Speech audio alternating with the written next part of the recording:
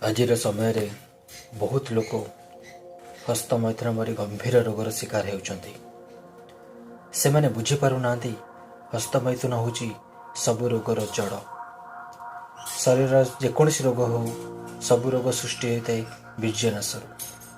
ହସ୍ତମୈଥୁନ କରି ବୀର୍ଯ୍ୟନାଶ ଯେଉଁ କରୁଛନ୍ତି, ଏ ବୀର୍ଯ୍ୟନାଶ ଫଳରେ କ'ଣ କ'ଣ ସବୁ ସମସ୍ୟା ଦେଖାଯାଉଛି ତାହା ଆଜି ଏହି ଭିଡ଼ିଓ ମାଧ୍ୟମରେ ମୁଁ ଆପଣମାନଙ୍କୁ ଜଣାଇବି। ଆପଣ ଏହି ଭିଡ଼ିଓଟି ସମ୍ପୂର୍ଣ୍ଣ ଦେଖନ୍ତୁ। ଯଦି ଆପଣ ହସ୍ତମୈଥୁନ ଭଳି ରୋଗର ଶିକାର ହୋଇଛନ୍ତି ବା ଆପଣ ଏବେ ବି ହସ୍ତମୈଥୁନ କରିକି ବୀର୍ଯ୍ୟ ନଷ୍ଟ କରୁଛନ୍ତି, ତେବେ ଏ ଭିଡ଼ିଓକୁ ଦେଖି ସାରିଲା ପରେ ଆପଣ ବୁଝିଯିବେ ଯେ କେତେ ବଡ଼ ଭୁଲ ଆପଣ କରି ବସିଛନ୍ତି।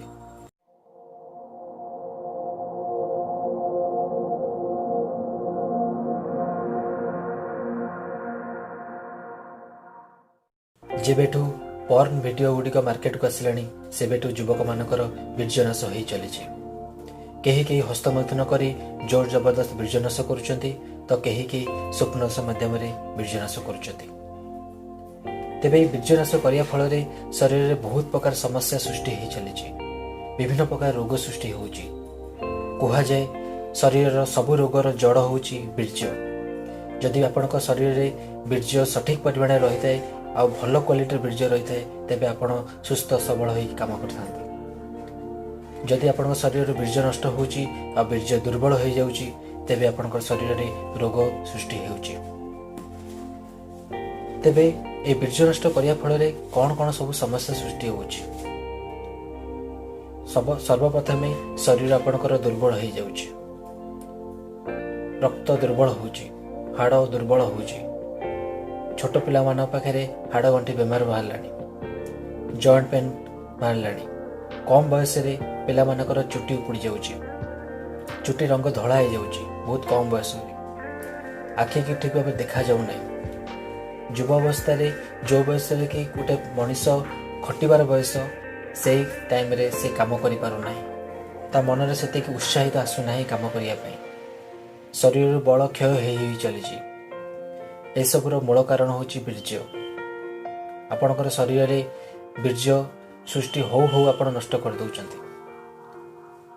ମନେ ରଖନ୍ତୁ ଗୋଟେ କଥା, ଶରୀରରେ ସପ୍ତ ଧାତୁ ରହିଥାଏ: ରକ୍ତ, ରସ, ମାଂସ, ମେଦ, ଅସ୍ଥି, ମଜ୍ଜା, ଶୁକ୍ର।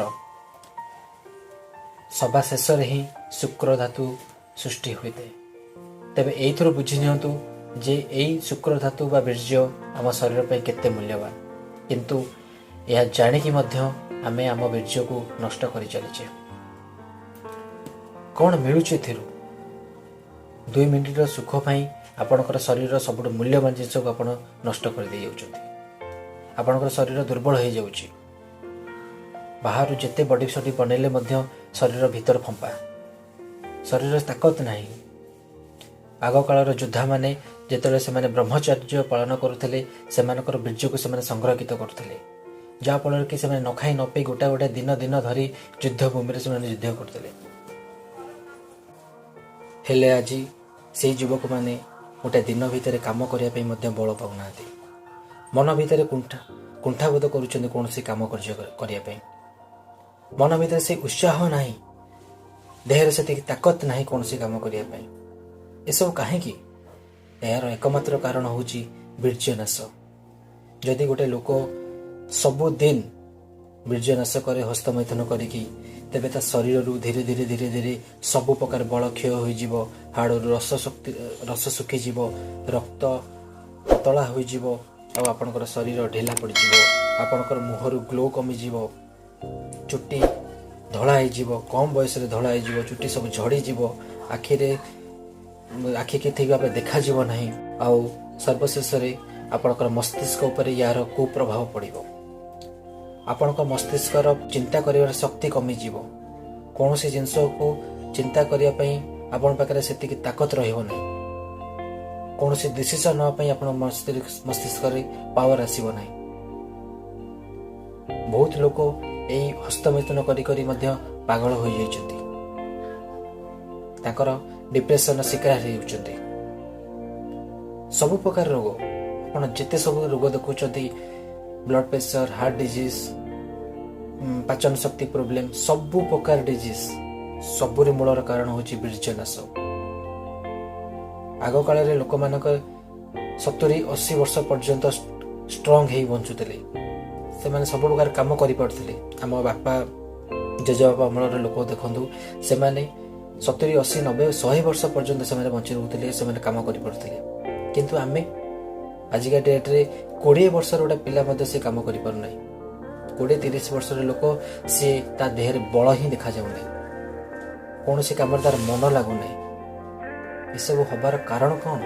ଏସବୁ ହବାର ଏକମାତ୍ର କାରଣ ହେଉଛି ପର୍ନ ଭିଡ଼ିଓ ଦେଖିକି ହସ୍ତମୈଥୁନ କରିବା ଆଉ ବୀର୍ଯ୍ୟନାଶ କରିବା। ତେବେ ଫ୍ରେଣ୍ଡସ୍, ମୁଁ ବାସ୍ ଏତିକି କହିବାକୁ ଚାହୁଁଛି, ବାସ୍ ଯେତିକି ହେଇଗଲା। ଏବେ ହସ୍ତମୈଥୁନ ଭଳି କୁପ୍ରଭାବରୁ ଆପଣ ନିଜକୁ ବଞ୍ଚାନ୍ତୁ, ବୀର୍ଯ୍ୟକୁ ସାଇତି ରଖନ୍ତୁ। ବୀର୍ଯ୍ୟ ଯେତେ ଷ୍ଟ୍ରଙ୍ଗ ହେବ, ଆପଣଙ୍କର ଶରୀର ସେତେ ସବଳ ହେବ, ସେତେ ଶକ୍ତି ଆପଣ ଫେରି ପାଇବେ।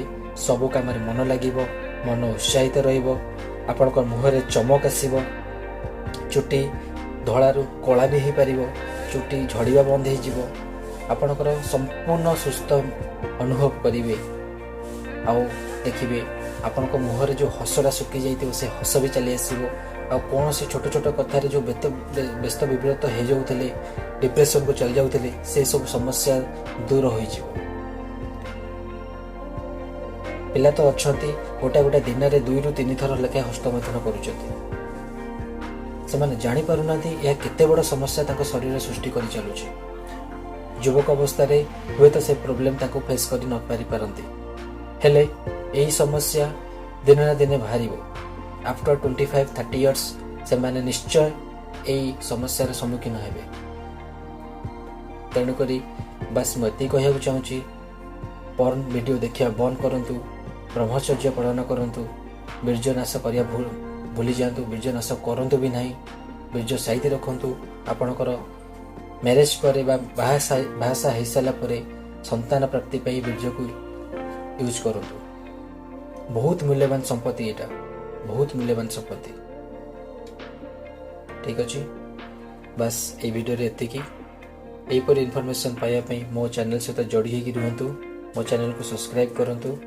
ମୋର ଗୋଟାଏ ଲକ୍ଷ୍ୟ, ଆଜିର ଯୁବ ସମାଜ ଯେଉଁ ବୀର୍ଯ୍ୟନାଶ କରିକି ଦୁର୍ବଳ ହେଇଯାଉଛନ୍ତି, କୌଣସି କାର୍ଯ୍ୟରେ ମନ ଲାଗୁନାହିଁ, ସେମାନଙ୍କୁ ପୁଣି ସବଳ କରିବା, ପୁଣି ସେମାନେ ହସ୍ତମୈଥୁନ ଠାରୁ ତାଙ୍କୁ ଦୂରେଇ ରଖିବା।